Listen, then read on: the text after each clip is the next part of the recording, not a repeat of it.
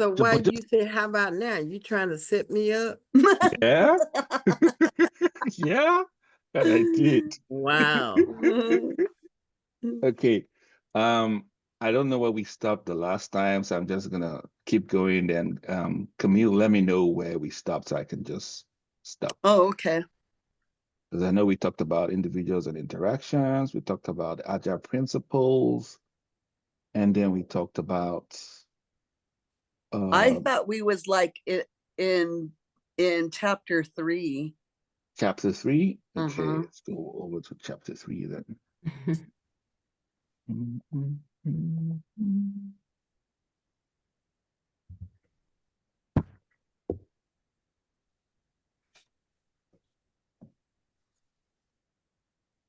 Here. Yep. I don't remember that. So maybe we might have just started chapter 3. There we go. Okay. So Yeah. we're done with the completion of agile.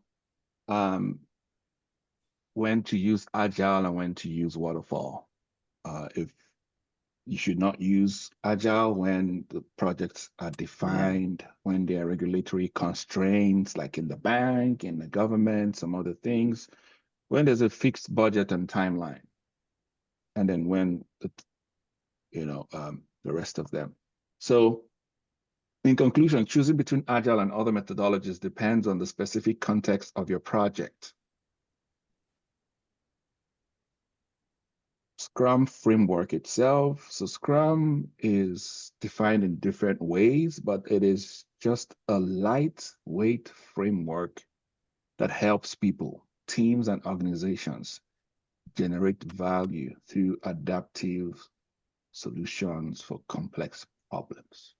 So Scrum is best used for a complex problem. When human beings are involved, I think it's a complex problem because human beings are complex. So like Sina, if you're doing like a community organization, sometimes it's better to use Scrum because people are involved. And it is a framework for developing and sustaining complex. First one said complex problems. This one says complex products. So for me, problems, products, services can be interchanged. Then it helps people and teams deliver value incrementally in a collaborative manner.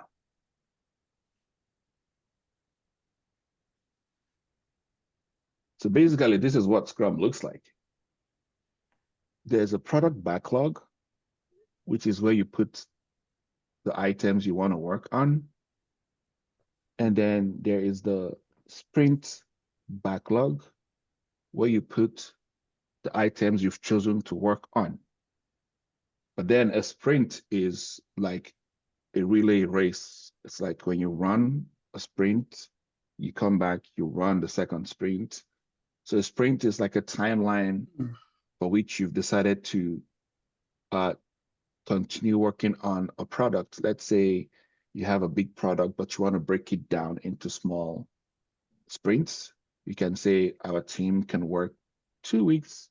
Every 2 weeks, we have a review of what we've done. Or you can say we can do it in 1 month. So a sprint is time boxed. Then when you do your sprint planning, you select from the product backlog what you can work on for that sprint, using your capacity and your past velocity to determine if you can pick up more. That means, because the next topic after today's slide is product backlog, which means every product backlog item is estimated based on effort and features and all those things. How much can we handle in this sprint? Mm. Then you've got the Scrum team, which is made up of the developers, the Scrum Master, and the product owner. Again, I'm going to use a restaurant as an example. If you walk into a restaurant and you walk into a restaurant, you place an order, the people doing the cooking in the kitchen are the developers. The person who comes to take your order to understand what you want is the product owner. And then the person who facilitates, manages, causes changes, and all those things is the Scrum Master. Let's say you placed an order and you wanted chicken, but they didn't tell you the level of spice, right? How hot it should be. And then when it got to you, you realize that it wasn't too hot or it was too hot. And then you're like, oh, I didn't know it was this hot, or I didn't know it wasn't this hot. Can I get some extra spices? When that happens, and that information is passed to the back office, which is the kitchen or the manager, somebody should be taking notes of those changes. And then can now say, okay, based on this, what do you think we can do? Now that should be the Scrum Master, because the Scrum Master is the process improvement person. How do we fix this process so that it doesn't repeat itself? So that when a customer comes in, they're able to choose what level of spice they want. That is the Scrum Master. Then the daily Scrum is every single day you have a meeting, 15 minutes, time boxed, talk about what you've agreed to work upon for the day. If you're going to have any challenges, if you had any challenges from yesterday, and how you might have to remove the problems. Now, if let's say the kitchen says, oh, we don't know what level of spice to add in the food because customers keep complaining, then the Scrum Master would say, all right, I'm going to have to talk to the management of the store to add spice level to the menu. That is an impediment. So now Scrum Master removes the impediment. So because, okay, today we're going to make mac and cheese, but we're going to make jollof fries, but this is what the problem is. We don't know what level of spice to add. So the Scrum Master takes that responsibility to go figure it out while the developers do the cooking. So the accountabilities are well defined. Scrum Master, process person, product owner owns the product, goal and vision, manages the backlog. Then the developers do the work. They decide how they're going to do the work and how much work they can do. Then you have the increment in a restaurant. That will be the food that comes out. Here's your food. And then the sprint review might be, you know, like when some waiters walk up to you, they're like, good? You're like, no. That's also like a review. They're trying to find out if the customer is happy or not. Then there's a retrospective, which is done by the Scrum team. They can now decide maybe once every sprint to have a meeting. How did we do this sprint? It could be a month and say, hey, well, we noticed that customers kept complaining about the spice level of the food. What do we do to change that, right? Or, hey, Camille, you promised you were going to speak to the management to give us an option to create a list of spices, but you never did. Then you can say, oh, I spoke to the management, but Sina, the director, refused to give me an answer. I'm going to talk to Glenda to find out what's happening. You know, so it's the retrospective is a meeting that helps the team to refine the processes and tools that they use. Then, of course, it was first introduced in 1995, and the co-creators Ken Schreiber and Jeff Sutherland developed Scrum in the early 1990s. There's another stack that shows how Agile has been used over time, but I didn't remember to put it on my slides. So it's called Scrum because it's from rugby. There's a particular technique that is used in rugby where the people come together and move forward. They push forward until they get to the touchdown. So that's why it's called Scrum. Then, of course, I already said this, introduced in 1995. Scrum is an empirical process, meaning it's experimental because it's usually for product services that are not well defined. You can't really tell what's going to happen.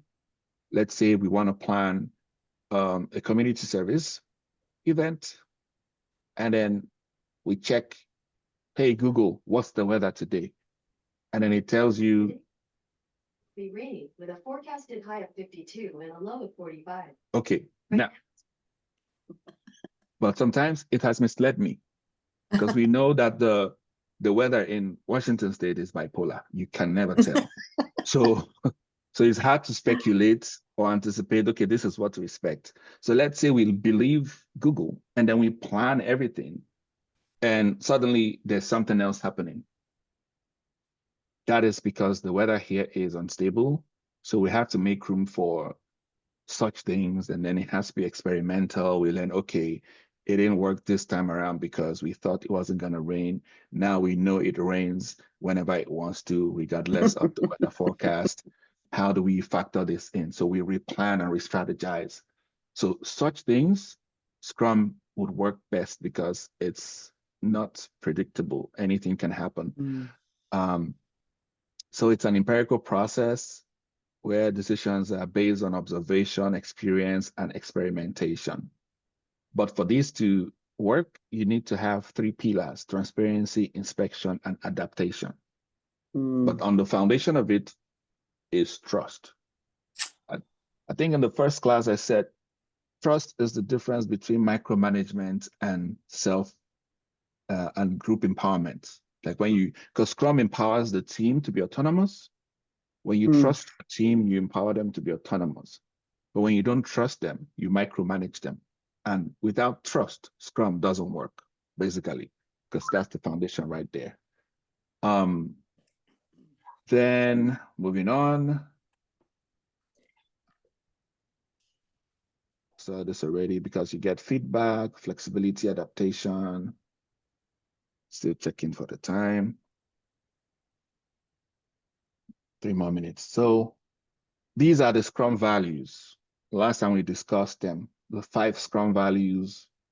The way you can memorize it is force, F-O-R-C-E, but instead of E-C-C, F-O-R-C-C. So there's focus, there's openness, there's respect, there's commitment and courage, force. So F-O-R-C-C. Yes, I like that. Then explain them in details. Here you've got courage. Courage is for the team members to have courage to do the right thing and work on tough problems. If you see that tough challenge, don't just take up the challenge and say, okay, I think we can do this.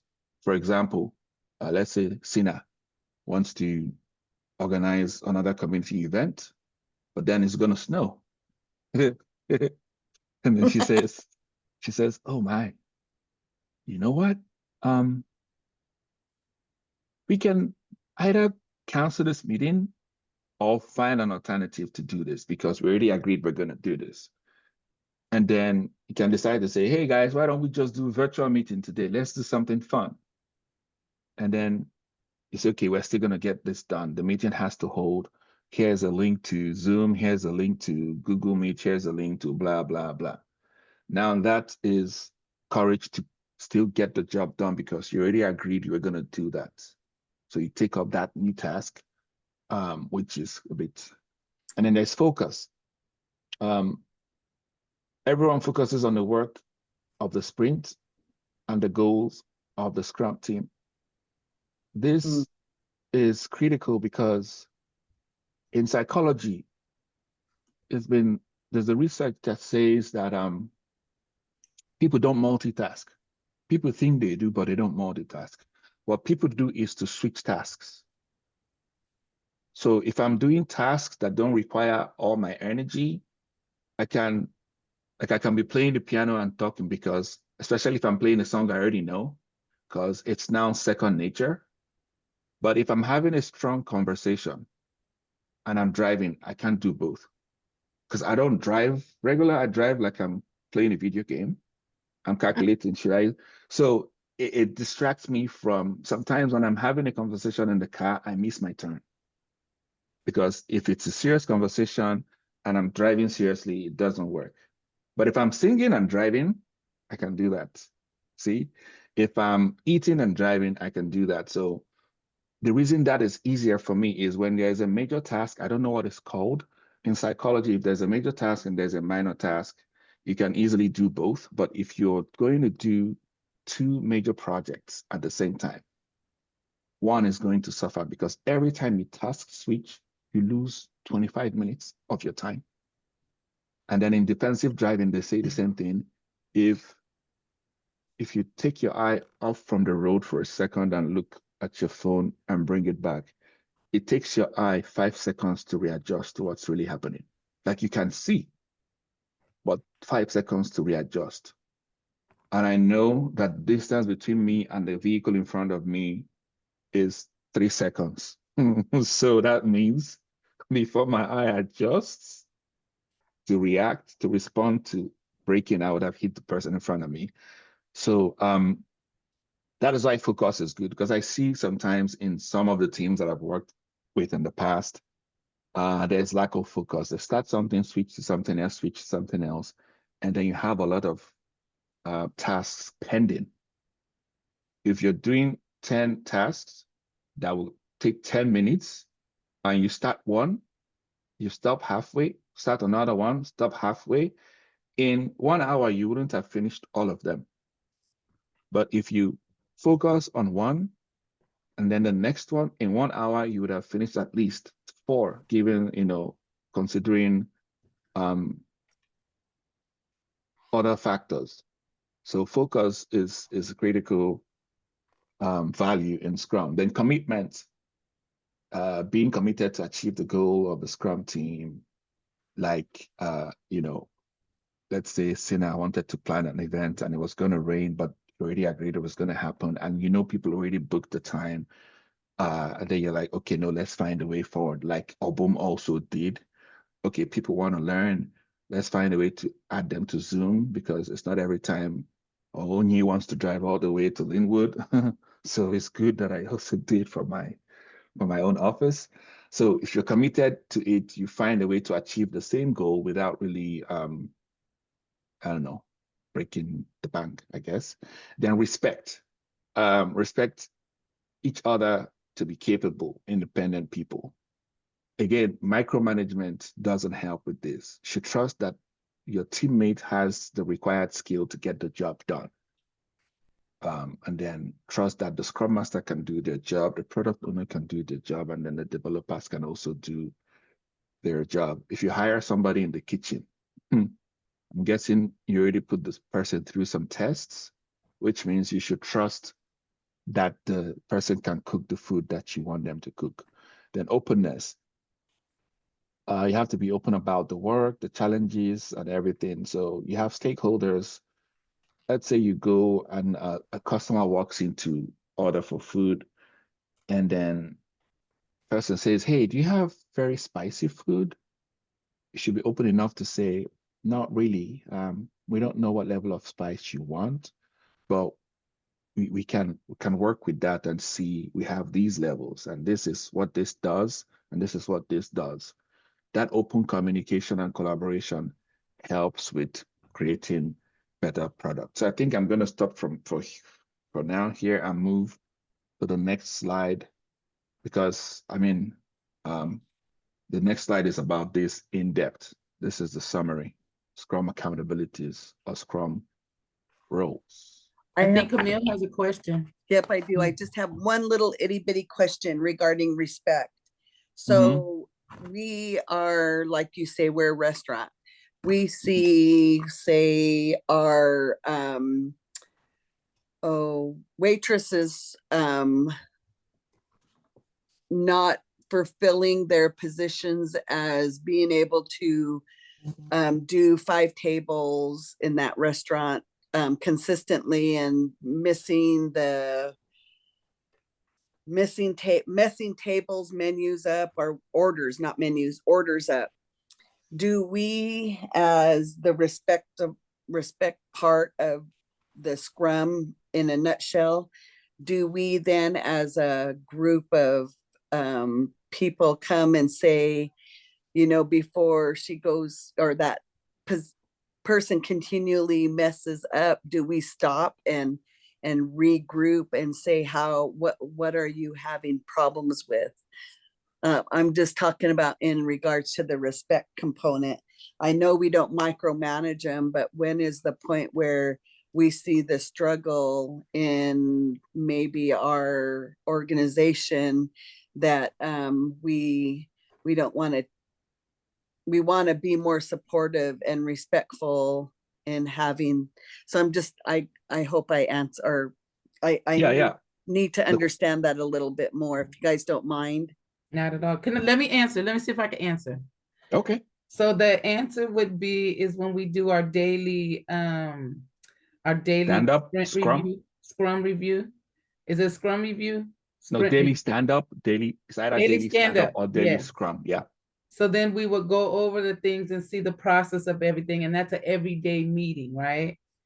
So we would be able to hopefully catch it there, or just continue to offer support so that person can come forth, even though we may see it, we're not trying to micromanage, but we are trying to keep up with everybody. Is that right, or close to being right?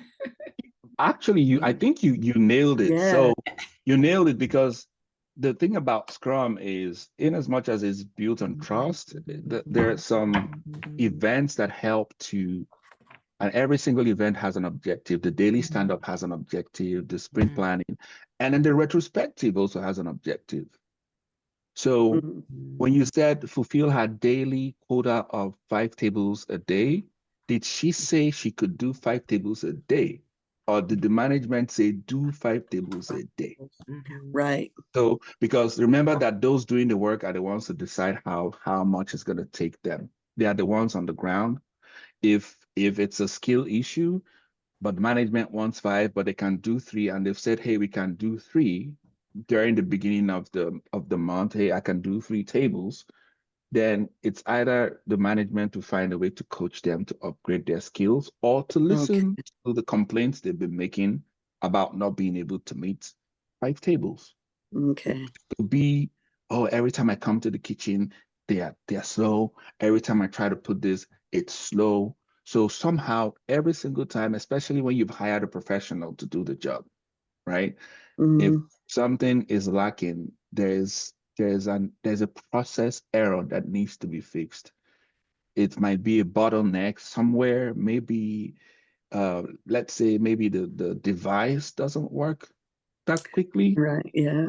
or maybe it's cold and the restaurant is not heated, and then Mm. they get, so there must be something. But then, as you can see, the courage to also speak up, to say, hey, Right. Mhm. this doesn't feel, can we change this and this? And then, Mhm. like Sina said, in the morning, every day, okay, so guys, what are we going to do today? Well, I was thinking of doing 5 tables, but honestly, every single time I come to the kitchen does this. Yeah. I So that totally tells me. forgot. I totally forgot about the meetings in the morning, which makes sense because that's what makes it run smoothly, you know. Yeah. And I appreciate that part. I totally forgot it, you know, but I really like the focus. Yeah. And if I'll add another thing. So in these daily meetings, I've seen organizations invite the managers. It's what's the word? Is counter Scrum. It's supposed to be for the Scrum team, Okay. meaning you don't need the manager. You just need in the restaurant, you need the cooks, the waiters, and whoever acts as a Scrum Master. Say, okay, here's our goal for today. How do we get this done? And then the Scrum Master can say, hey, the waiter can now say, this is where I think this is the problem. Then the Scrum Master can say, okay, I'll help you remove this impediment. Right. Because Okay. the job of a Scrum Master is to protect the Scrum team, as a matter of fact, from outside influence. Because what if, as I'm going to do something as a waiter, the store manager says, hey, I need you to go clean up this thing outside. That's not within the scope of work for the day. See what I mean? So Yeah. that is why in Scrum, requests should go through the product owner, who Okay. understands the capacity of the team, who would say, oh, we understand that you want this done, but I don't think we have enough capacity to entertain that. How about we get this person to do this, this, this, this, this? Okay. Thank you. You're It seems like welcome. a better way to work too, because now if I say I can't do something, they just look at me and ask me why? You need to get it done, right? You see what I'm saying? Yeah, yeah. There's Mhm. no help. So yeah, I Yeah. kind of like this because of that. And I was going to tell a story just to buttress this. It was in Japan where this Lean started, this Toyota production system. There was this story of a new worker who had started working in the plant. And because they have this plant, it just, if they paints the glass or whatever, and there was a flaw, a mistake somewhere. And the director and some partners were having a conversation. So when that happened, they had this hand-on pull. They just pulled to stop the production, right? Then the director walks up to the new worker and he didn't say, "What is wrong with you?" And he says, so this new worker was a bit scared, right? "Oh, I messed up." He said, "No, stay with me." So I'm going to paraphrase what happened. And now said, "Can you walk me through the process of what you did?" Mm, Now you can see it's the agile principle of individuals and interactions mm, over processes and tools. Now let me interact with you to see what happened. He said, "Okay, this is what happened and this is what I did here." Oh, we see where the problem is. Mhm. It's not you, it's the workflow. Let's change this. okay. So that was more of a people focused Yeah. leadership than it was let's just penalize you for. Yeah. So when someone says, "I can't get this done," fair leadership would be like, "Oh, why can't you?" And then make room for you to explain why you can't. And then they might realize that, oh, okay, that's fair because when we hired you, it wasn't part of what we said you would do. See what I Mm, mean? And yeah. then, okay, how about we give you a training because we've restructured the organization and we think you might be the best person to do this. Now, that is a collaborative leadership. Right. Okay. So it's not always about, "Hey, where's my hammer?" Mm, It should be about having those conversations because sometimes, especially when with my knowledge of different communication styles, some people don't usually say what they want to say. See this, so there's assertive, there's passive aggressive. So you also have to learn what is this person trying to say? And to help all these communication styles, sometimes having those techniques like 5 whys, Ishikawa yeah. diagram would help to really explain or to get to the root cause of an issue if it cannot be explained in clear terms. I don't know if that makes sense. Okay. It What? does. I appreciate you guys. Thank you. You're welcome. Okay, so let's rush to the next one. Let's see. I think I spent, oh my goodness, 13 extra minutes. Thanks for your question. Well, the question helped, right? Yes. Yeah. Okay. But I was just wondering if the person was just lazy as heck. Well, you see, that's the thing. And I understand that that's been some sort of, especially for somebody like me, I work hard. It used to be something that I'll think first, then I changed to, oh, why is it difficult? Why not find out why it's difficult? Because sometimes once you can answer that why, that's all you need to know. Okay, so this particular one was for the Scrum Rules in depth. Can you guys see my screen? Can you guys Yes. see my screen? Yes. Oh, okay. We stopped at chapter what, 4? 4. Chapter 4. Not 3, right? 4. 4. Accountability. 1 in the V. The one, yeah. Chapter 4. Scrum accountabilities. Slide. This one? How many 38. issues and rules is what I have on my note. Discussion on role challenge, right? Common issues and roles, correct. Okay. Okay. This one? All right. Present. Oh yeah. It's kind of been good to kind of keep hearing the reviews over and over because you start remembering it more, right? So Mhm. yeah. Yes. Yeah, they say repetition is good. Mm-hmm. Oh, dang. Okay, so common issues faced by Scrum Master. Did you already talk about this? So let me see. I think we did. Mhm. Yeah, I remember. Oh, we talked about the resistance. Yep. Yeah, I remember. So let me just And also let me glide across yep. it. So Yes. a Scrum Master is a process improvement person, a change agent, a mentor, a coach, and different other things, switching between hats. But basically, to summarize it, when you have the product or service that you are, giving to your customers, there is the one who owns the product. Product management is the product owner. There's the Mhm. one who develops the product. It's the developers. Then there's the one who manages the processes. That is the Scrum Master. The way things are done is the Scrum Master. So sometimes people are used to doing things the way they've been doing it forever. Like I just heard Glenda say, I just thought the person was lazy. So I'm like, maybe next time just ask why. Let's say I'm the new Scrum Master. So there are two ways about that. She might choose to go ahead with what I said, or she would say, no, it's not me, it's them. She resists change. So Scrum helps with collaboration. She refuses to collaborate. What do I do? What do I do?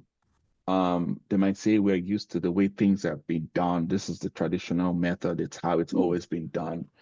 And then balancing multiple responsibilities, coaching, facilitating, removing impediments, knowing when to switch, back and forth, and then managing stakeholder expectations. Um, let's say an unrealistic expectation could be in, let's say, Sina wants to plan a community event outside at Linwood and it's going to snow, and somebody says, oh, we just needed to get heaters and put outside. I've seen some restaurants do that, right? But let's say each of those heaters cost about $10,000, and this is a free event by a small company. It's unrealistic, right? You could say, well, why don't we find a way to still keep ourselves warm and to have the event? What do you guys think? Which is what the Scrum Master would do.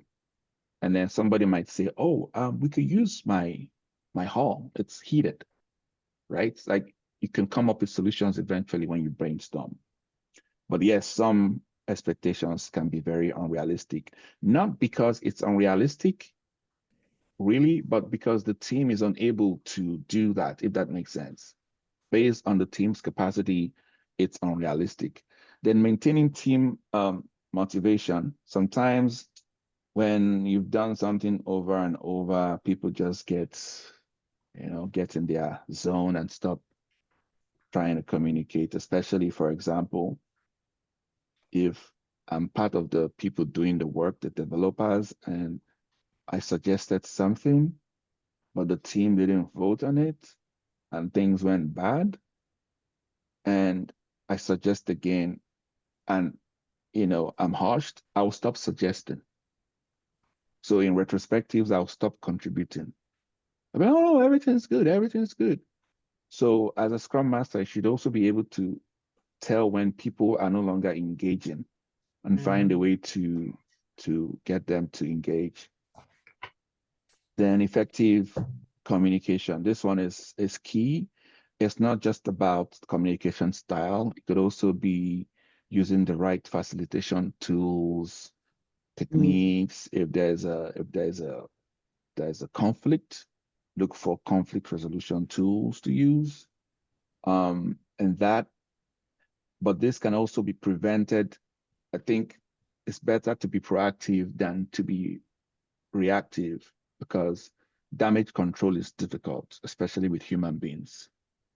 Even if you're trying to fix a broken relationship, I still have my feelings, right? So Mhm.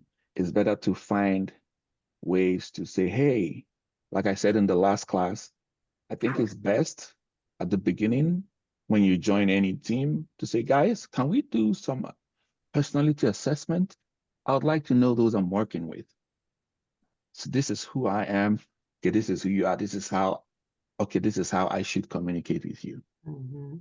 Those personality behavioral assessments can actually help teams more than just joining and then you're trying to wing it. You know what I mean? The first approach would help resolve anything in the future, because if you remember, okay, oh, this person has a dominant personality. Oh, this person is an inventor. You will remember it's easy. Okay, I don't think this person is trying to be rude. I don't think this person is trying to be stubborn. It's just that Oni has an analytical and logical learning style. So he will ask questions until he figures it out. So I think those assessments, team assessments, group personality assessment, learning style assessment, anything that has been published by researchers out there, I think would be very beneficial to helping run the team. My therapist said something to me in one of our catch-up conversations. She said, if only companies would listen to her, because she does HR consulting, the companies would not need to fire anybody. You won't have any turnovers, because sometimes it's about whether the person has a green, blue, orange personality, which is the disc. So Mhm. sometimes it's just what you might need to do. But that's a psychologist professional in her field, which is what I also started, implementing in my own coaching style. So sometimes Or those, no, or even like when you have employees that just downright don't like you as a supervisor, you know? I mean, how do you conflict that out? You know, I agree with everything you're saying as far as conflict resolution and everything, and not, I Mhm. mean, not wanting to have a certain company shut down because you have staff that just downright don't like the person running the program.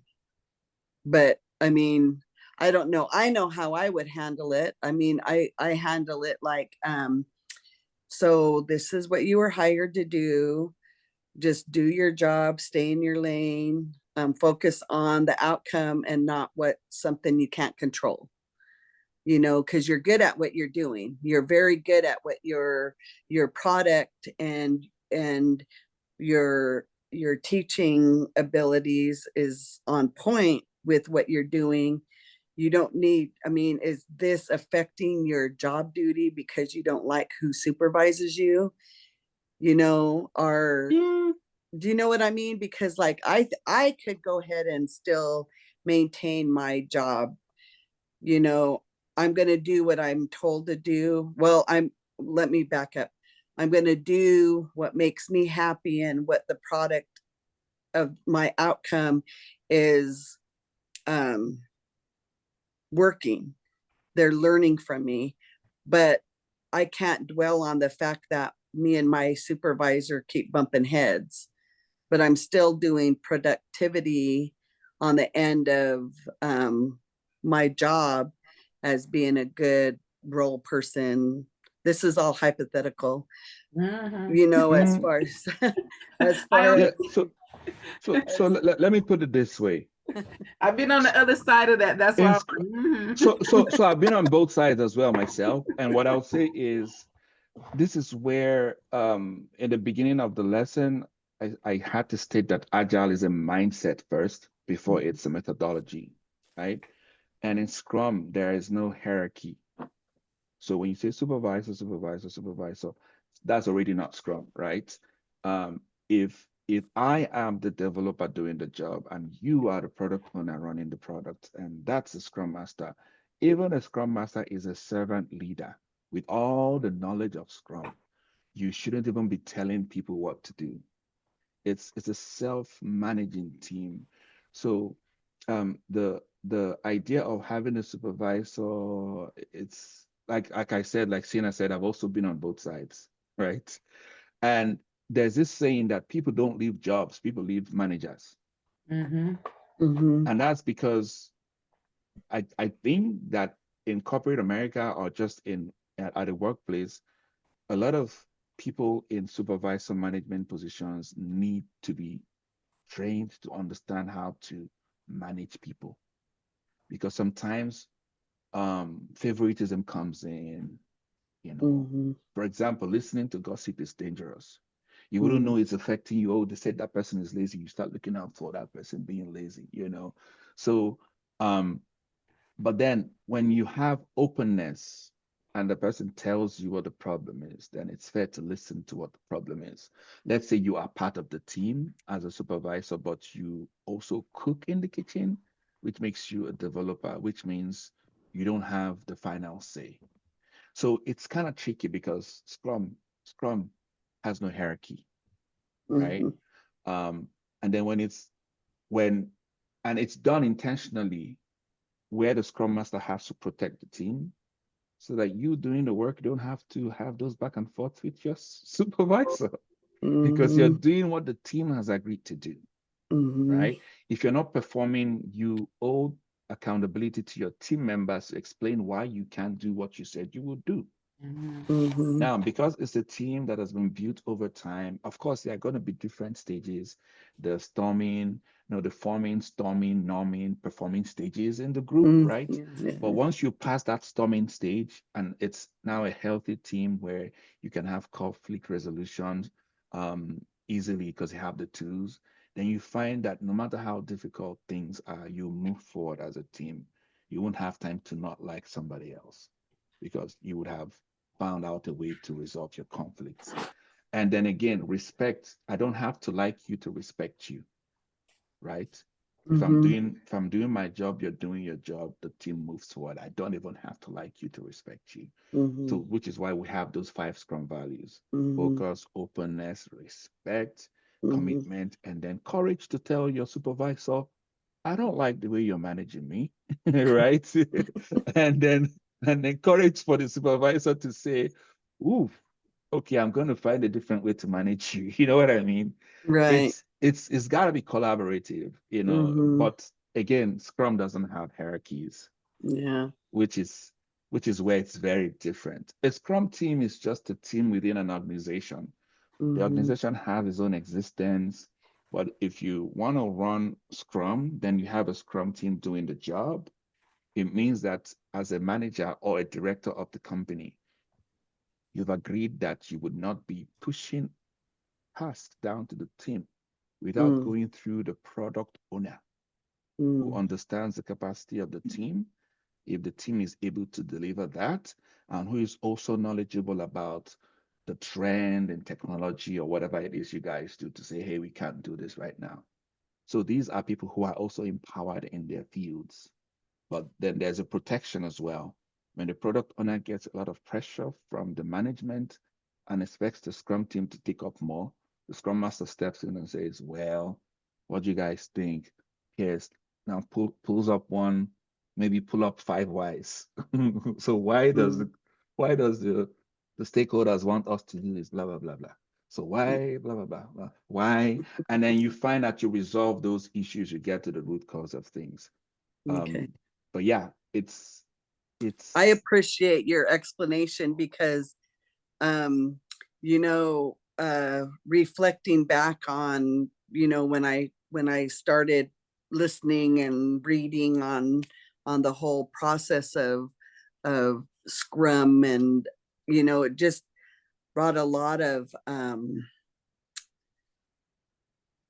things that I went through that I wish this would have been in place. you know and it's I'm like going, whoa, are you all talking about me? well, Anyway, like Sina said, I've been on both sides, so I know. yes, Okay. I'm learning so much, so thank you. I'll try not to bother again. Oh, okay, you're welcome. We need a class monitor. You Who's are gonna monitor? perfectly fine, Camille, because we need to hear your questions, so don't go there. Okay, it looks like Sina is not a very strict class monitor. We need somebody to be stricter than that. Okay. Let's see. So another issue faced this. So that's the issue faced by a Scrum Master. But how about the product owner, the one who owns the product, like the waiter who takes the order of the customer, or like the customer service person who interfaces with the customer request, or like that technical expert who, hey, welcome to BCU. How can I help you? What, so what are the common issues faced by these product owners? Prioritization changes.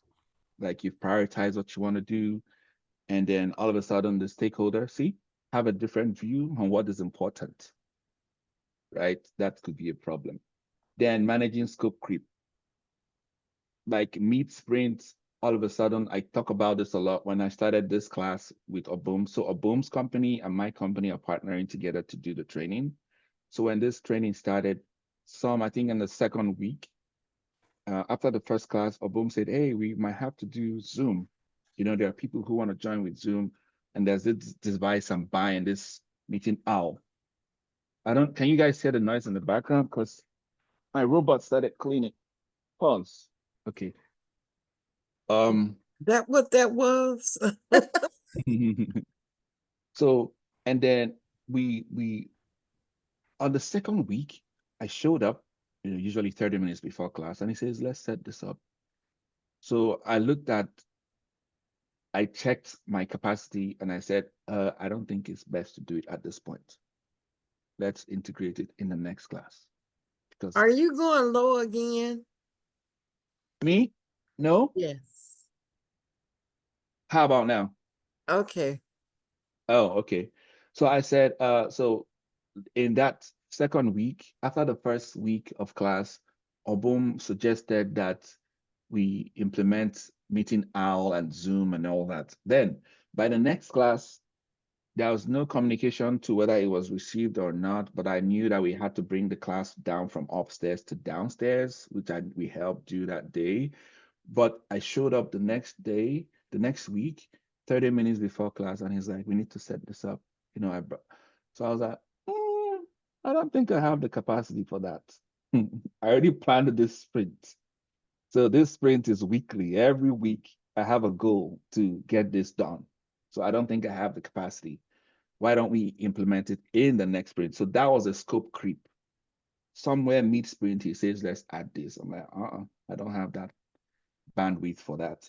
And then balancing stakeholder needs, addressing conflicting requirements from different stakeholders. Sometimes a product owner is listening to the customer, listening to the manager, listening to the CFO, listening to different people. And when these things begin to conflict, then it's it's a challenge and issue faced by the product owner. Like again, maintaining a user-centric focus, because your managers are saying something different from what your customer wants. That can be very stressful. Then defining clear user stories. A user story is usually a product backlog item, what you put on your product backlog. It should be as simple as a student, I want to log in virtually to take the class. That's it. So that was a user story that Obum presented to me. I tried Google Meet, it worked. And then he says, next user story, as a student, I want to be able to watch the class even when I don't attend. Oh, we have to record. Okay. Well, my Google Meet does not record because I have the free version. Okay, we can use Zoom. But these are all user stories. As a student, I want to be able to watch the class when I'm not there. So that's a user story. Then alignment with the development team. This is also an issue because when there is a misalignment between what the product owner envisions and what those doing the work understand, it can slow the process. If you overpromise, then it's dangerous. It's better to underpromise and overperform, right? That was the saying. Saying, was that it in the class? Yeah, okay. So it's better to underpromise and overperform than to overpromise and underperform. An example of product owners who I have seen do that in the course of my career are bank salespeople. They go and tell customers unrealistic things. You can get a facility to get a car, and you can just blah blah blah. And then they now take that request to the back office, those who underwrite those things, and they begin to ask questions like, does this person have record a history of blah blah blah? Person doesn't have this, doesn't have this. It's not possible. So which means that product owner who is the bank salesperson did not have the right information. They envisioned something that was not realistic. Then or sometimes it could also be the developers. Maybe the person is new and is not skilled enough to do the job. So common issues faced by the developers this time around: unclear requirements. If the user story lacks detail, developers may struggle to deliver the desired functionality. Example: I want to join a class. Okay, but you don't say if it's online or in person. As a student, I want to join the class. Was what, let's say, Obum put that as a product backlog. It's confusing. How? Do they want to join online or in person? So without those requirements, sometimes people forget and do that. So if, let's say, Obum did not know, let's say he's not so involved, but he's the one reaching out to you guys, but he doesn't know if there's online or virtual class. He doesn't even know the time of the class, right? He doesn't know the day of the class. He just goes and says, hey, Camille, hey, Glenda, hey, Sina, hey, Patrick, there's a free Scrum class. And then he puts it, boom, as a professional, I want to take Scrum classes. But it doesn't say what day, what time, what, it lacks a lot of details. And it's unclear. Then technical debt, pressure to deliver features quickly can result in accumulating technical debt. A technical debt is when you cut corners to get something done. It eventually affects your future deliveries. And that comes from when you're being put under pressure. Hey, you guys got to get it done. Hey, guys, you got to get this done. And then people prefer speed over quality. I think it's the same with the one on top. So when you prioritize speed over quality, you begin to have technical debts. Then dependency management. Sometimes for Scrum to work, your team has to be cross-functional. Everybody, the people in your team should be able to get the job done from idea to product increment. If they have to rely on another team, that is a dependency. It's a dependency. And I know in the real world, that's usually the case where some teams have to depend on other teams to get things done. So that can also be a challenge. Then understanding business value, but that can actually be fixed by the Scrum Master, maybe by having meetings with the other team who could help ahead of time, ahead of schedule, saying we have sprints every 2 weeks, and by this week we are thinking of doing this particular product backlog item. We're going to be needing your services, blah, blah, blah. So a Scrum Master can always step in again to fix the processes as a process improvement person. But then that's an issue anyway. It's just an issue faced by developers. Then understanding all these issues I'm listing have solutions, if that makes sense, right? Then understanding business value. So developers may not always see the connection between their work and the overall business goals, and this can impact motivation. I had a team once that were building the Power BI for Lululemon store reporting. Now, if they were not told how the store reporting helps the company make money, at some point they will they'll lose motivation to keep doing the job, if that makes sense. So what I learned to do as a Scrum Master or Agile coach is to always celebrate, hey, good job, guys, for so. Now we can so. That motivation is good, especially when they don't see the connection between what they're doing and the business goal. Example, the janitor cleaning up the stores, your restaurant every day. If you don't find a way to say, hey, good job, I thank you so much for doing this, because of the work you're doing, our customers are healthy. They're not getting food poisoning from flies and blah, blah, blah. If you don't find a way to do that, that person might might lose motivation to keep doing their job. Then strategies. Speaking of which, in a restaurant, I think that the developers are not just the cooks. It looks like the janitors are also part of those doing, because they're part of those making sure that the customer comes to eat and leave. So the person cleaning the table and whoever it is cooking the food, and even the person going to do the grocery shopping for the food that's going to be cooked, are all part of the developers. The strategies for resolving conflicts and ensuring role alignment.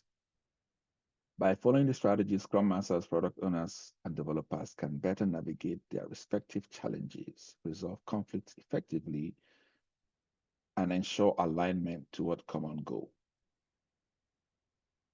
Now, eventually, the goal is to have a collaborative and productive Scrum team.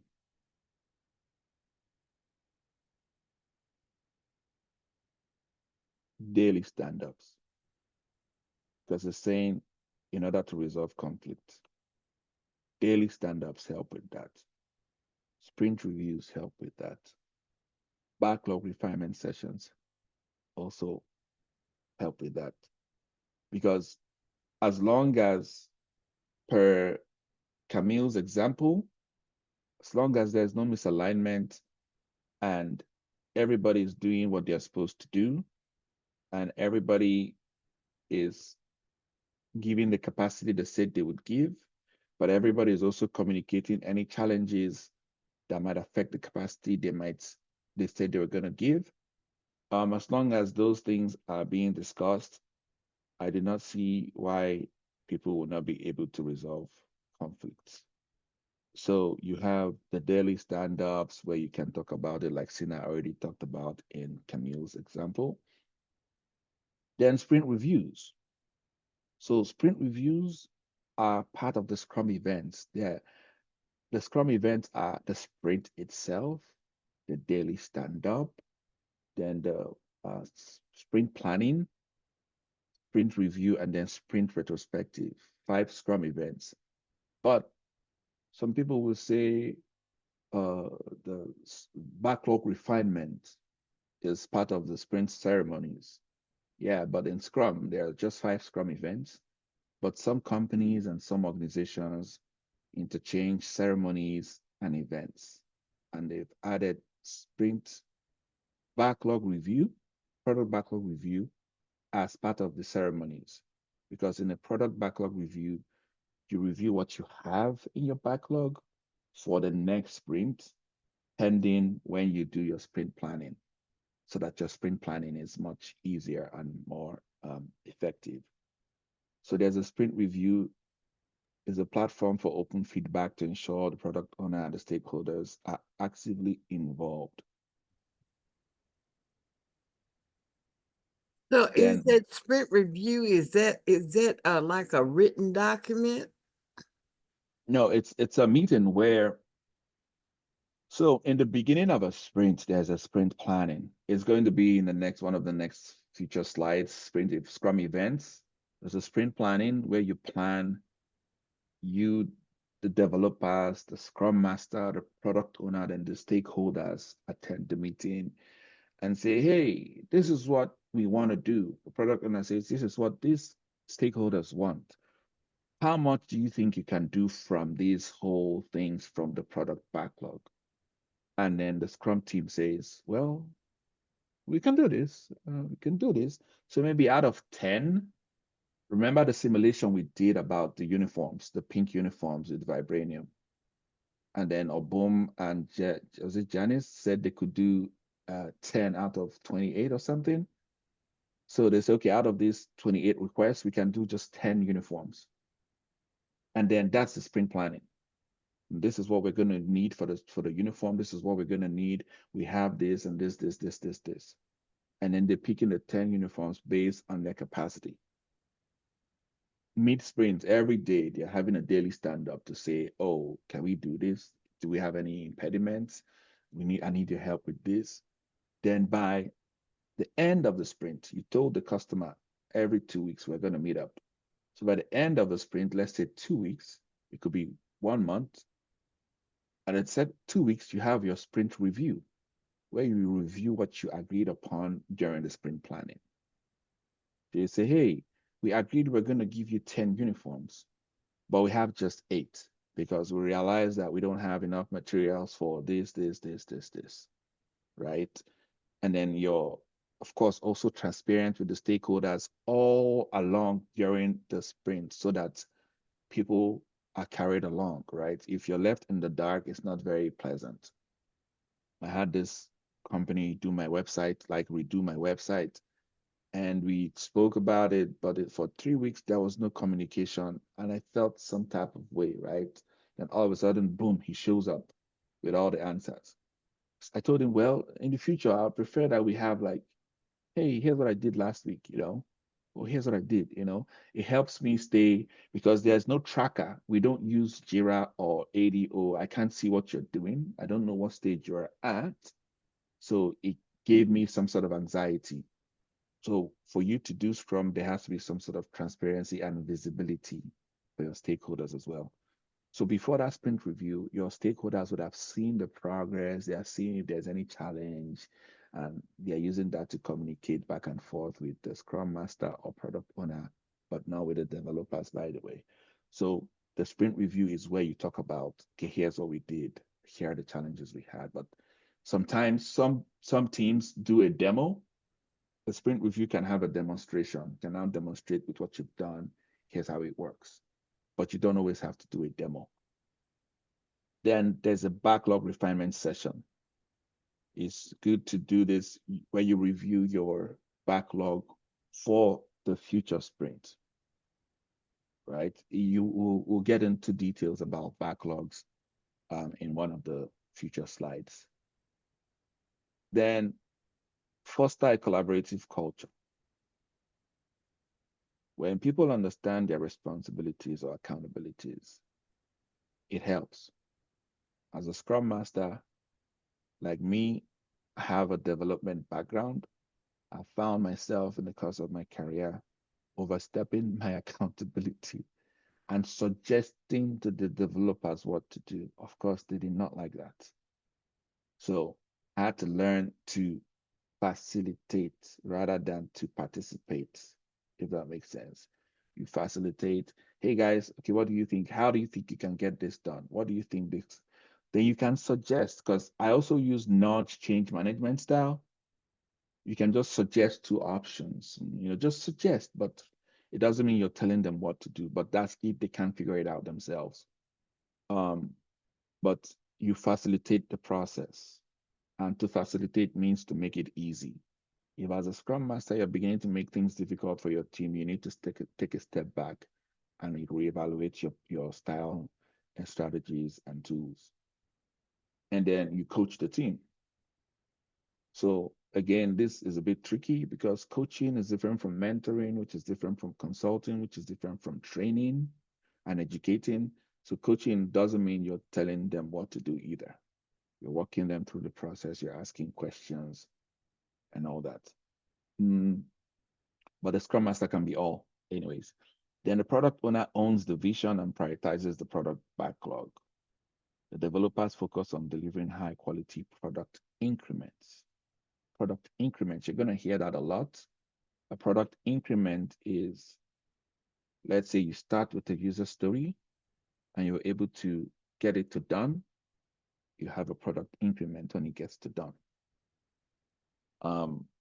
Cross-functional teams. If you have everybody working together to refine the backlog, it makes things more productive. So when the developers and product owner and Scrum Master work closely to refine user stories, estimate tasks, and discuss the feasibility of features, it's better. But when you don't have, let's say, the key developers in a meeting, or you don't have a product owner in a backlog refinement meeting, it is counterproductive. Then manage and prioritize backlog effectively. Again, what is the acceptance criteria? Is it defined? What does it take for it to get to complete?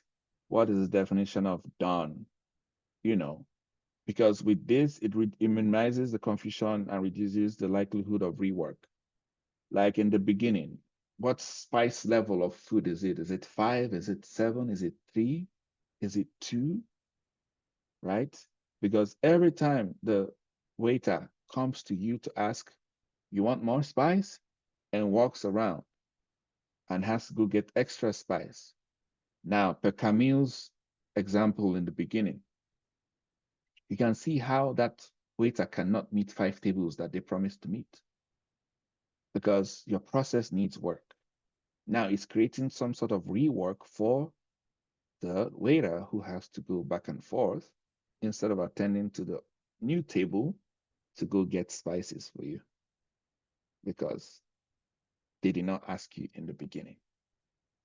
Then you've got prioritization frameworks. You can use, I already spoke about WSJIF, which is the weighted shortest job first. You can use Kano model. Kano is the one that talked about every customer has different needs. There's the basic, there's the, I know there's the delighter, there's a basic, I forgot the other one right now, it's right in my head. The different type performance need. So there's a basic need, there's a performance need, and then there's an enlightenment or delighter need. So those frameworks can also help. Then you can limit work in progress, which I talked about focusing. If you have people doing, if there are 10 jobs, 10 tasks that will take 1 hour each, and you start one and you don't finish it, you start another one, you don't finish it, you start another one, you don't finish it. In 10 hours, you would have put in 10 hours of work with nothing. But if you focus on one, and maybe when one is taking time, you pick up 2, then you finish 2, go back to 1, finish 1. At the end of 10 hours, you would have at least maybe, I'm just saying, speculating, like 7, 8 done.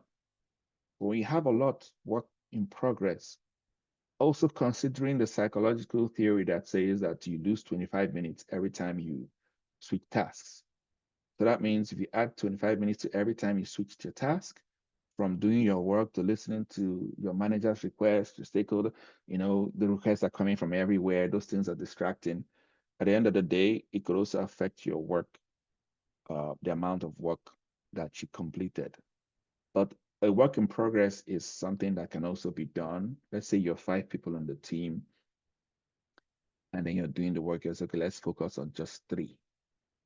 Once it's 3, we can't pick up another one unless one is blocked. Then if it's blocked, we can pick up another one. That way, you limit the work in progress. It helps to maintain focus. Then addressing conflicts with empathy and data. I'm a strong advocate for data-driven and human-centered processes and designs. That's just me.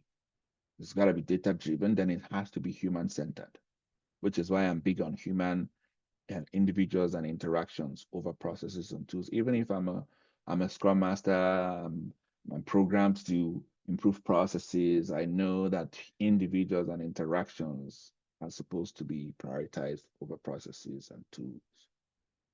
Why are you guys not putting this on the board? It's different from, hey guys, is there any particular reason why you're not updating the board?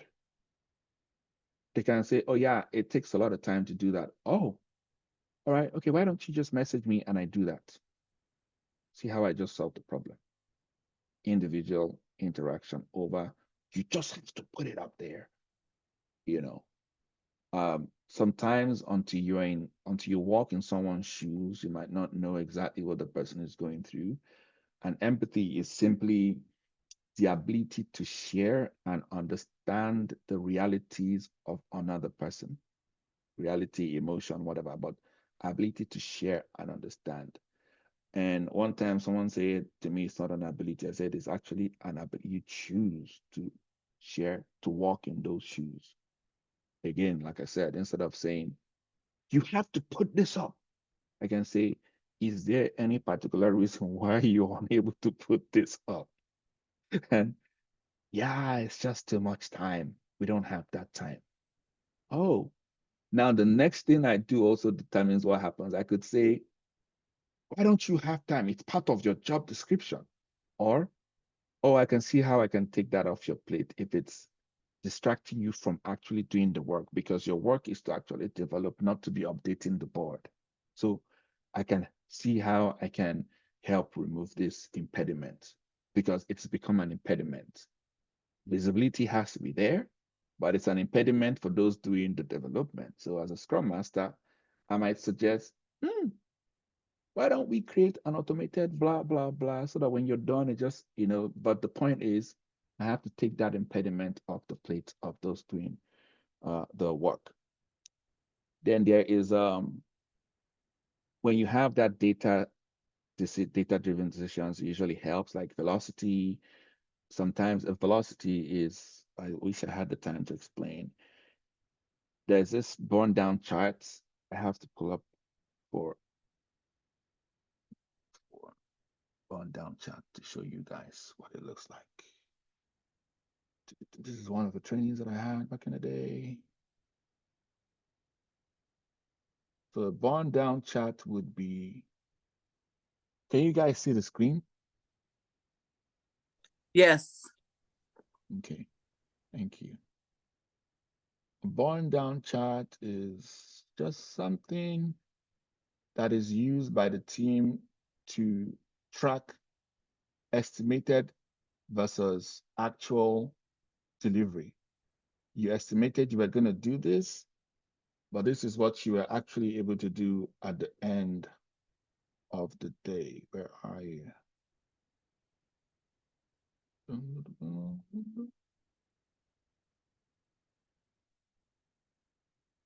show you guys what a burn down chart looks like.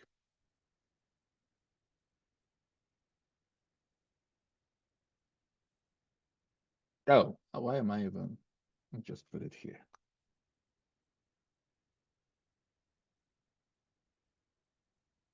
So this is what a burn down chart looks like. Can you guys see this? So you said in the beginning that you are going to be able to do 210. Now, okay, that's 225. You're going to do 225 hours of work, right? I mean, but in Scrum, we don't use hours. I'm just going to use what's here. Or let's say 225 points, story points of work. And then you started. By the first day you dropped, you estimated you're going to do, you kept dropping. By day 6, this is a 21-day period, right? And if you notice, by 21-day period, they finished everything they said they were going to do. So you completed the tasks, your remaining effort, you finished by this. Sometimes people don't finish. Sometimes they don't finish. Now, a burn down chart is not a part of Scrum, it's a part of project management. But sometimes people use Scrum with project management. So it's something that is good to know. When people track their expected versus the actual delivery, what they expected to do versus what they said they were going to do. Okay, so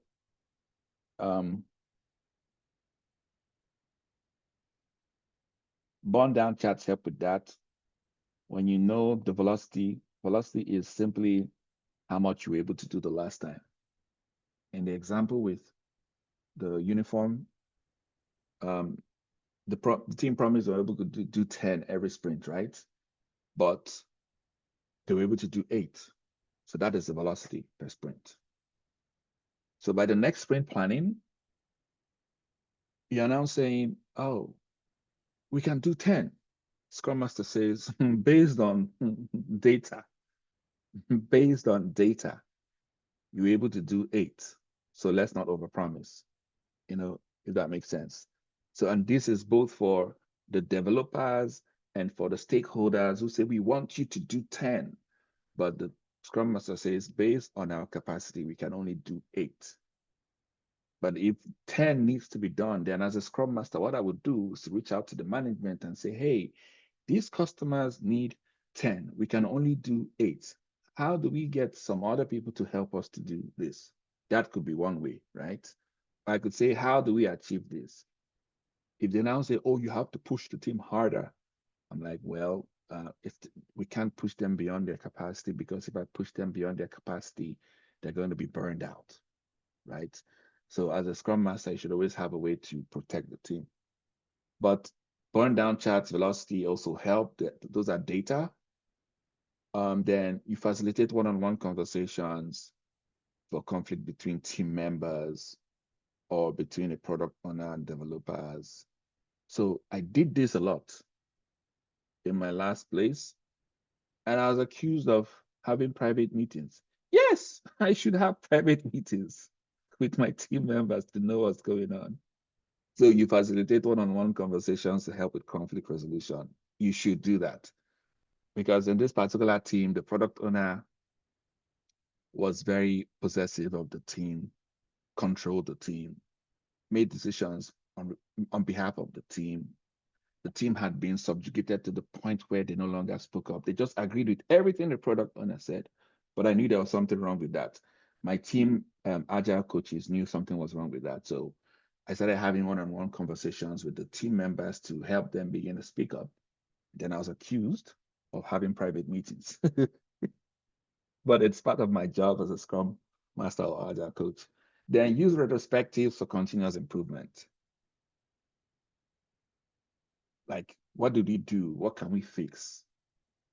This waiter keeps telling you guys that she's tired of walking back and forth. Why don't you add spice level to your menu, and now that retrospectives are used for that. And then align on the product vision and goals.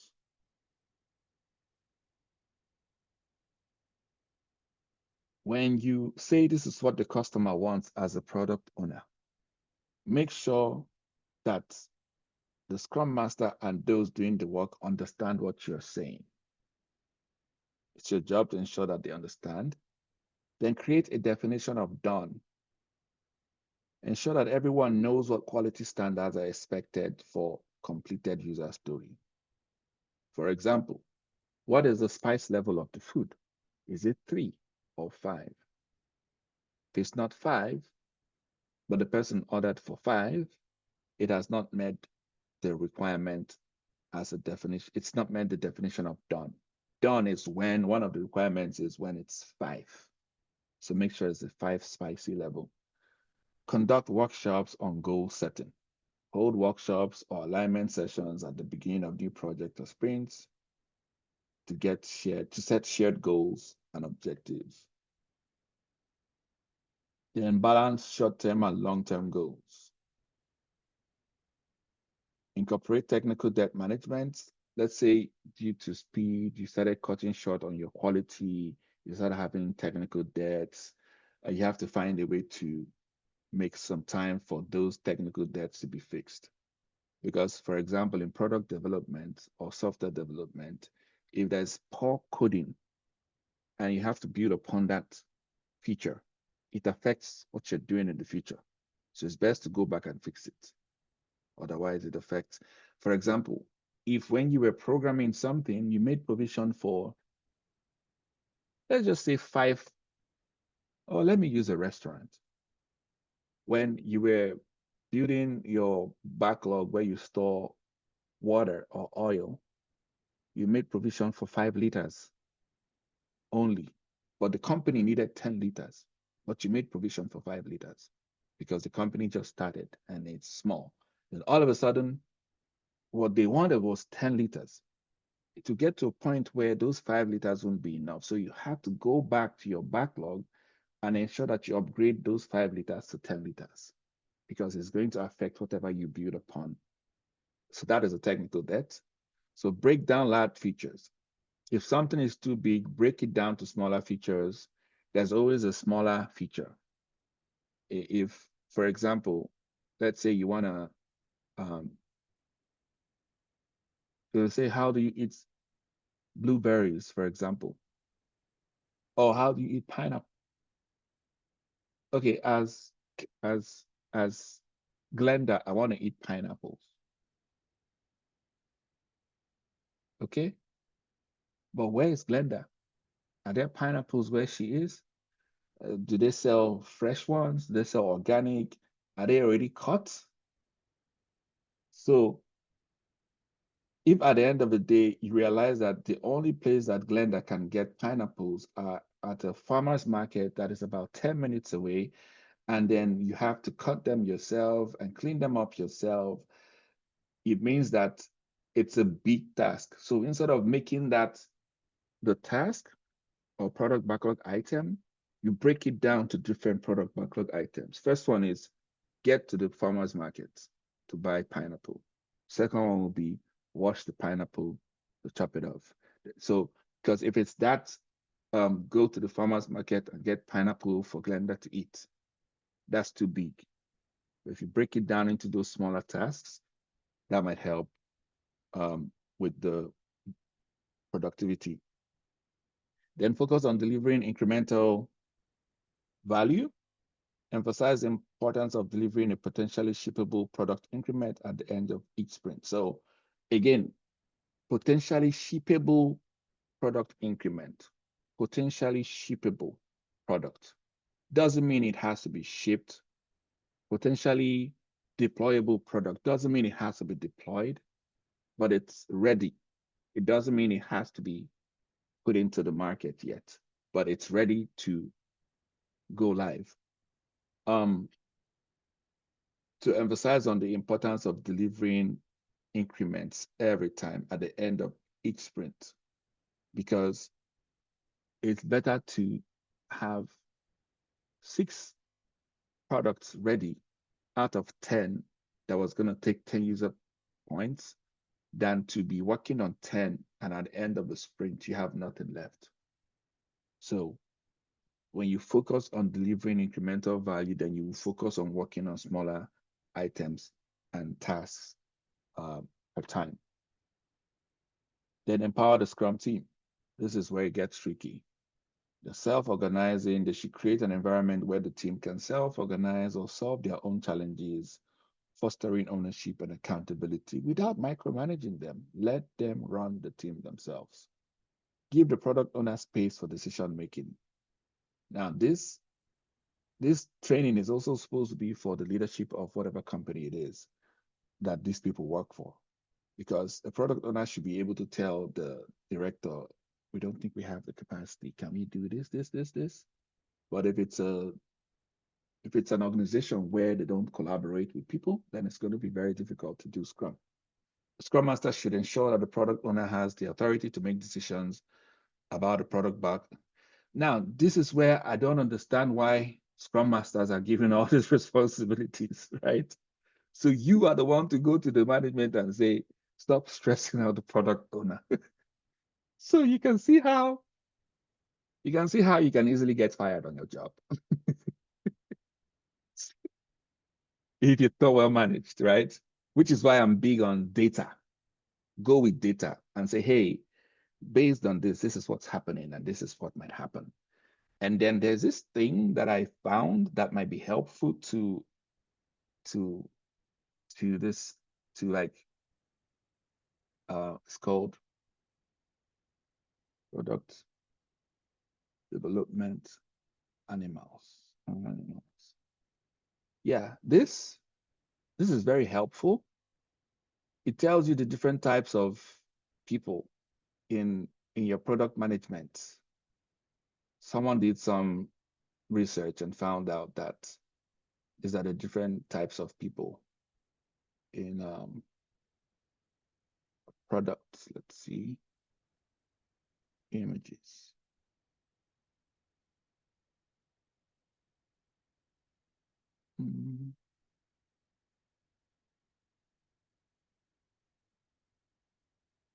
So this tells you there's the hippo, the zebra, the seagull, the wolf, the rhino. The zebra, all they need to do is just to give them data. You know, highest paid person's opinion. Sometimes the highest paid person thinks they have the final say. Then zero evidence, but really arrogant is the zebra. The seagull manager swoops in to cause a ruckus and then swoops out again. Just come cause problems and then leave, the team cleans it up. Then there's a wolf working on latest fire. Yeah.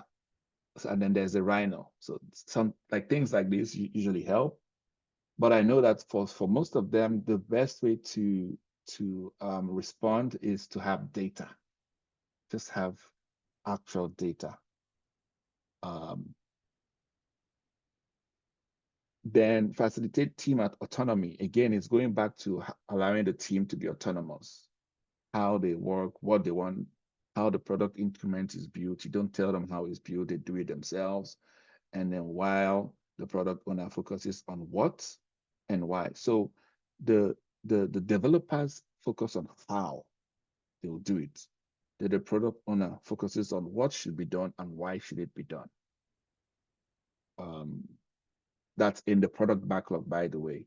Once it's been prioritized on the product backlog, the developers choose the items they want to do, and it's their responsibility to get it done. Okay, nice. We got to the end of the slides. Any observations, feedback? And there's a chat here. Oh, okay, the animal thing. So it's called product. They have different versions. Product management, animals. They have different versions. So what I did was to type product develop. Okay, I actually even said development. Product management animals. It has. Did you say we was gonna get these actual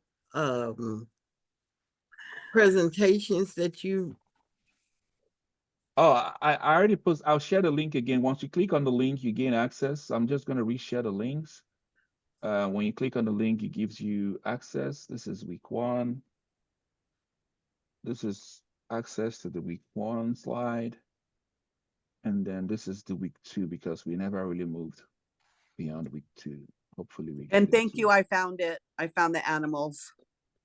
Oh yeah, because there are different ones. I don't know which one to send to you. There's different, but Yeah. it's the same thing. Yes, very interesting. Yeah.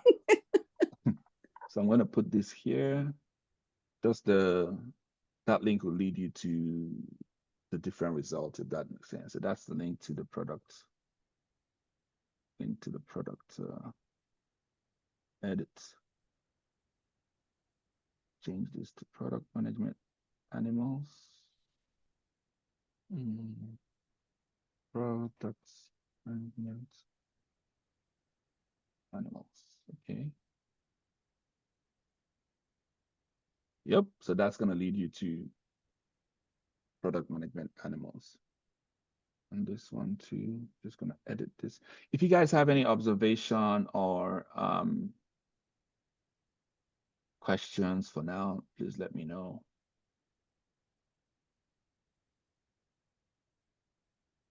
None? You mean you don't have any? What? Okay. Don't know if it's a good thing or a bad thing.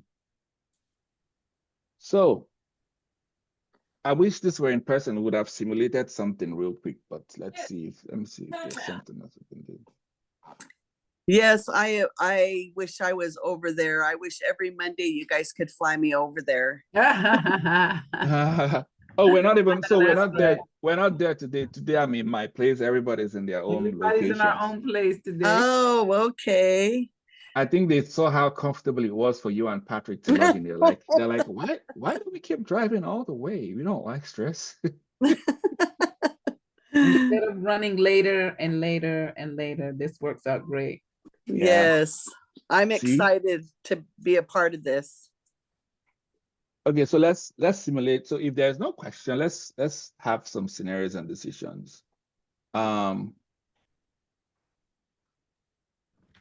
let's say your team as a Scrum Master is resistant to change, to adopting Scrum practices, and they prefer their older way of working. What are you? So your possible actions, A, is to force them to follow Scrum processes immediately. Second one is gradually introduce Scrum practices while educating the team on the benefits. Third one is ignore the resistance and hope it resolves over time. Yeah, What are you going to choose? I would choose B. Okay, let's do it this way. You people should type your answers in the On the chat. on the chat. Let's see. Everybody type answer in the chat.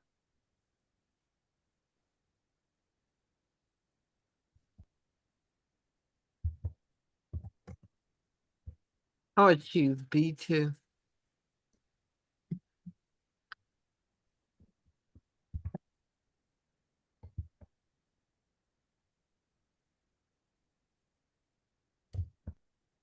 Why isn't mine working? Okay. B. Okay. Smart choice. Go ahead Let's and see. see a room. Okay. See what I did? Gradually introduce Scrum practice. That's the right one. Gradually introduce Scrum practices while educating the team, emphasizing the small wins and benefit, which is a great answer. So let's see another one. Your distributed team is struggling to communicate effectively during daily stand-ups. Possible actions. Switch to asynchronous stand-ups using a chat tool.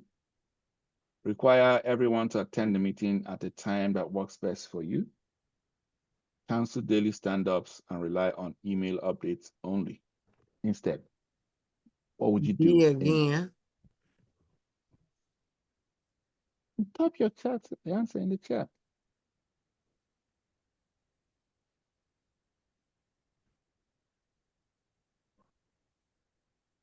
Because if you Answers. do A is where you sitting at a desk.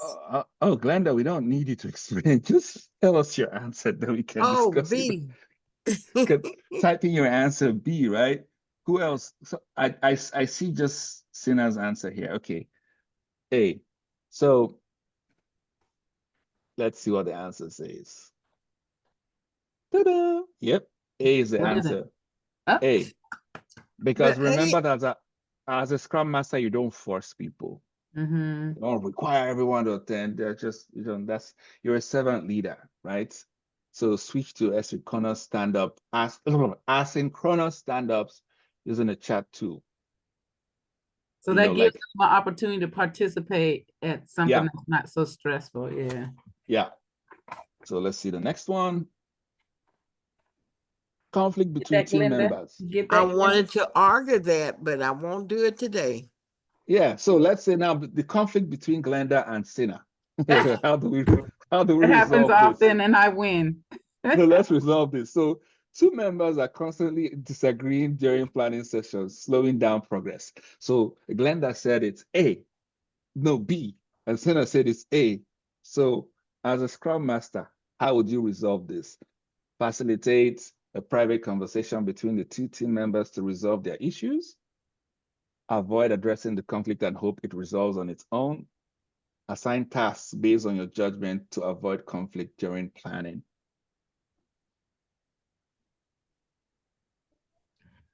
Probably.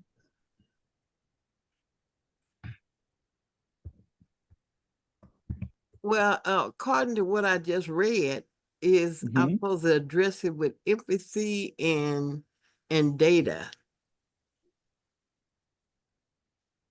Okay, let's see what the answer is, and I'll explain. With empathy, I put my yes. answer. Oh man, Camille. So for empathy, what do you think is the best option here if you're going to use empathy?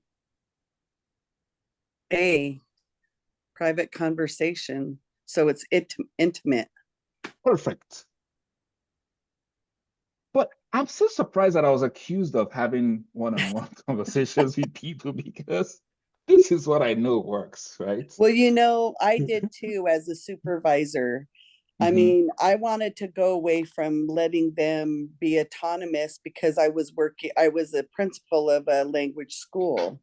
Mhm. And so I'll take all that back. That was about me. I had staff that didn't like me that made my job miserable. I loved my job. I did my job the best. That school is progressing now. I'm not there anymore. They're just not they should be farther than they are, if that makes sense, as a program. But I would oftentimes, rather than, some of the conversation was not meant for everybody else. So I would say, you know, we're going to have a one-on-one, you know, let me know what time works best for you so we can resolve all these issues, you know, and it did make it more relaxing, and also that it made that that employee or that teacher realize that they can step back too and see the bigger picture than just to be the first one to point their fingers, you know. So you know, I like this. It's just Okay. opening my eyes to this works. Eh? Yeah. Okay, You know, cool. since we've been in the class, I have to say I've watched you guys operate in a manner that shows how this works, because the way you guys operate and how you guys are accommodating, both you and a boom, you guys are really accommodating. So it makes me want to continue to learn it. You know what I mean? Because I was like, this is totally different than what I thought it was going to be. But I figure this is going to teach me how to be better in my position at my job. So, yeah. Agree. I don't want to make this a church thing because I was gonna say amen, people, but I don't even go to church. Say So that, okay? I don't say even go it. to church. We could say that. I don't even go to church. So no, Well, thank I you. do. Okay. Amen. Okay. Give God the glory. Amen. Okay, Yes. okay, people. Let's see. So the last one was conflict between team members. Now there's a scope creep, just like Obum did the second week. Scope creep. The product owner keeps adding new requirements to the sprint, causing the team to miss deadlines. So it's like you have a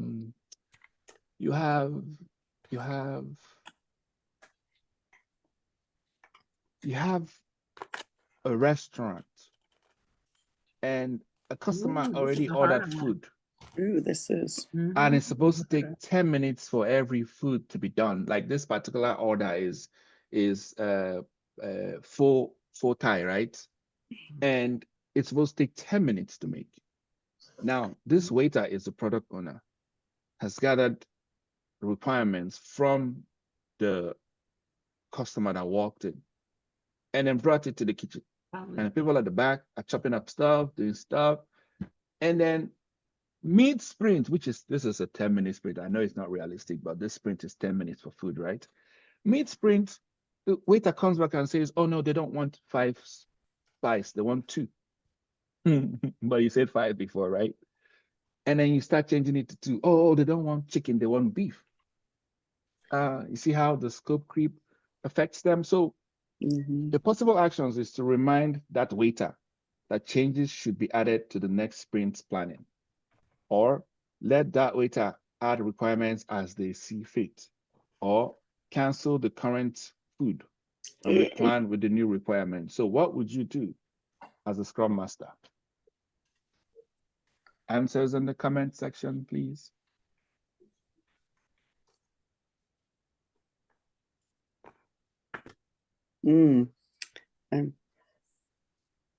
I'm scared.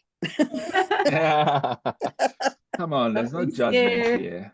We don't judge Your people. your choice is valuable to the team. Wait, did you guys already answer? I wasn't I looking. did. Oh, you did? It's kind of Wow. a challenging one though. It is. How is it going in It's there? going great, honey. Thank you for asking. So remind the product owner that changes. So remember that you're not authoritative. How you You doing? don't tell people what to do, right? Finish with the first So one. are you going to remind the product owner that changes should be added to the next sprint planning? Or are you going to let the product owner add requirements as they see fit, which is a breach? Or are you going to cancel the current sprint and replan the new requirements? Now, let me give you guys some exposition. The only person who can cancel a sprint is the product owner. Just so you know. I didn't The hear product, that. What you said? the only accountability that should be able to cancel the sprint because of the product vision is the Product owner. product owner, yeah. So as a Scrum Master, you already know that C doesn't cancel. Let's see what the answer is. Yeah. Remind the product owner that changes should be added to the next sprint planning. Like I I'm the told only- Obum, hey, listen. Let's do this. Let's do this in the next sprint, okay? So yeah. All right, let's try the next one. Low team morale. Your team's morale is low after a challenging sprint where they missed the sprint goal. So what do you do? Focus the next retrospective on discussing what went wrong. Ignore the issue and move forward. They'll figure it out after all. They are adults. I'm not here to babysit people's feelings. Or set an easier goal for the next sprint to boost morale. What do you do? C. Oh, You said C? Let's see. Well, turns out you have to focus on the next retrospective. And you know, the good thing about retrospectives is that they shouldn't necessarily, so people think that you have to wait till the end of the sprint. You can call an emergency retrospective meeting. Hey guys, let's fix this. What's going on? A retro can come anytime within the sprint. So yeah, you can either focus on the next one or just call up a new one and get things done. So here's the thing. I like how these explanations are made. I think I forgot to do this in the beginning. So like if you notice if you chose, the first one was just 2, it gives them, it promotes buy-in. It promotes like buy-in when you gradually introduce Scrum. But for the second one, you've got switch to asynchronous. It kind of accommodates time zones as well, especially when you have distributed teams in India. And where are you again, Camille? Welpinette, just in Washington State. And then I think Patrick is in Dallas or something. Oh, It yeah, helps with yeah. that. And then the third one, when you choose the first one, when you facilitate a private conversation, and encourages direct communication. But when you assign tasks, it solves the problem immediately, but it ignores the root cause. So that's not very ideal. You can do it, but it's not really going to solve the problem. I'm big on getting to the root cause of issues. Then for this one, the same thing, scope creep. If you remind the product owner, it maintains focus so that person knows, okay, this is what to do the next time. But if you cancel the current sprint and replan, it's a drastic solution and it disrupts the team. But you can still do it, right? Then this other one says if you don't do anything, it encourages scope creep. Because you have to do something about it. Then this low team morale, what happens is when you focus the next retrospective on discussing what went wrong, it encourages learning. But when you ignore it and move forward, risks further demotivation. People just get burned out. But when you also avoid the root cause, it's when you set easier goals, it avoids the root cause of the problem. There's something causing the morale to drop. It's not about making easier goal, right? Let's see. Next one, handling a ooh, we're out of time. Handling the distribute. Let me see if there's something else in front. Okay, yeah, we're at time. Okay, this is the last one, guys. Handling a distributed team. Your team is distributed across multiple time zones. Someone is in Dallas, someone is in India, someone is in Japan, someone is somewhere else, making it hard to schedule daily stand-ups. So possible actions. Oh, no, I already said. Oh, I think I gave the answer for that one without really. So I forgot to break this one down. Yeah, I forgot to break this one down. But anyways, let's just pretend you didn't see this, but what would you choose? So, well, let's just discuss that. If you encourage the team to share updates synchronously through a digital tool, it accommodates time zone and ensures transparency. Mm-hmm. If you set a fixed time that works best for your time zone, it may be inconvenient for others. If you skip daily stand-ups and communicate through email only, it lacks real-time feedback. I personally don't even like emails. They stress me out. I think it's for people from another generation. So yeah, let's wrap up and do homework. Recap is just reflect on a scenario where each role faced a challenge and how it was resolved.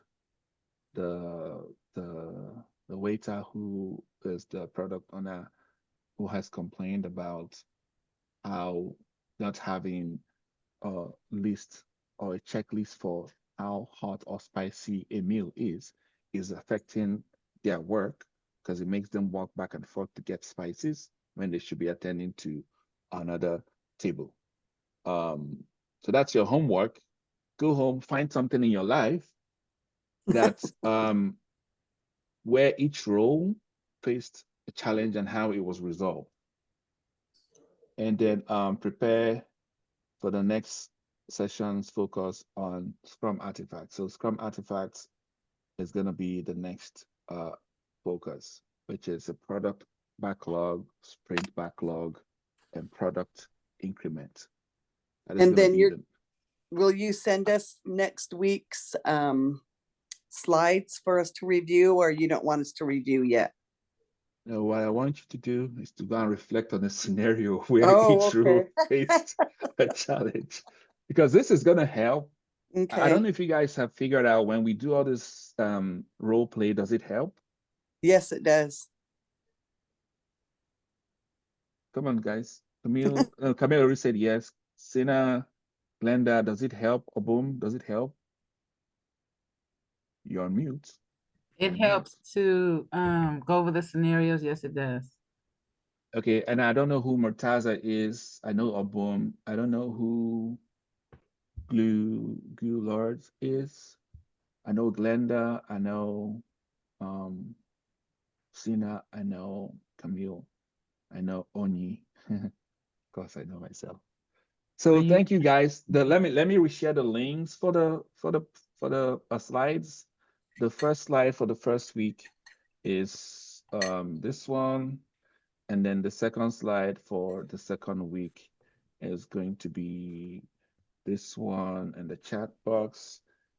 And then if you want that product management animals again, is going to be this one. Ooh. I don't know why it came like that. Let me fix it. So let's see. Second. Yeah, so that's the third one if you want that one. And that will be all for today.